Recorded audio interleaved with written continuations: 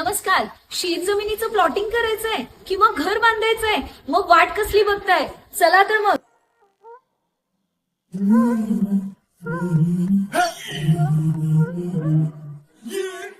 आपल्या स्वप्नातील घराच्या पहिल्या टप्प्यासाठी कायदेशीर, पारदर्शक आणि अनुभवी सेवा हवा असणारं असं एकमेव ठिकाण म्हणजे विराज डेव्हलपर्स आणि इंजिनियर्स. इथे मिळणाऱ्या सर्व्हिसेस म्हणजेच बिगर शेती, गुंठेवारी, बांधकाम परवाना, जॉईंट व्हेंचर म्हणजेच जेवी, तसेच कायदेशीर कागदपत्रांची पूर्तता करायची असेल तर अनुभवी town planning certified engineer mister Rajesh Malvankar. तर एक वेळ यांच्या ऑफिसला नक्की व्हिजिट करा. Viraj developers and engineers. आमच्याकडे मिळतो अनुभव, पारदर्शक व्यवहार आणि वेळेचं भान. हेच आमचं वचन, काम आणि विश्वास. त्यासाठीच विराज डेव्हलपर्स अँड इंजिनियर्सचे मालक mister Rajesh Malvankar, certified engineer. तर ह्यांचा पत्ता आहे फॉर्च्यून प्लाझा, बालाजी मंदिर समोर, प्रेम कमल अपार्टमेंट, ओरॅकल हॉस्पिटल जवळ, इचलकरंजी. संपर्क आहे 9881645103. इचलकरंजीसह राज्यातील अनेक पत्रकारांवर वाढते हल्ले, धमक्या आणि काही जिल्ह्यांमध्ये त्यांच्यावर होत असलेल्या कारवाईच्या निषेधार्थ आज व्हॉइस ऑफ मीडिया इचलकरंजी शहरतर्फे प्रांताधिकारी कार्यालयासमोर जोरदार निदर्शने करण्यात आली.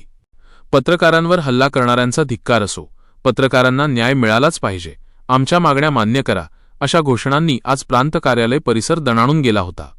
निदर्शनानंतर प्रांताधिकारी कार्यालयातील नायब तहसीलदार संजय काटकर यांना मागण्यांचे निवेदन देण्यात आले.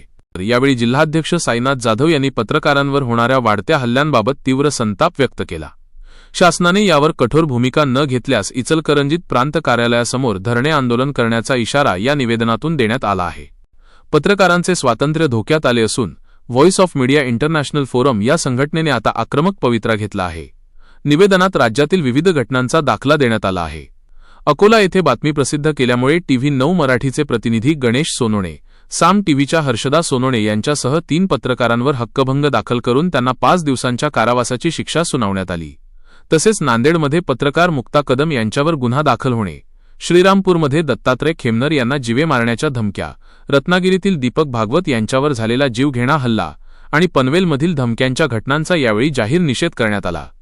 नांदेड जिल्ह्यातील अर्धापूर येथेही पत्रकारितेचा गळा घोटण्याचा प्रयत्न झाला असून या सर्व घटनांमुळे पत्रकारांचे जीवन धोक्यात आले असल्याचे निवेदनात म्हटले आहे.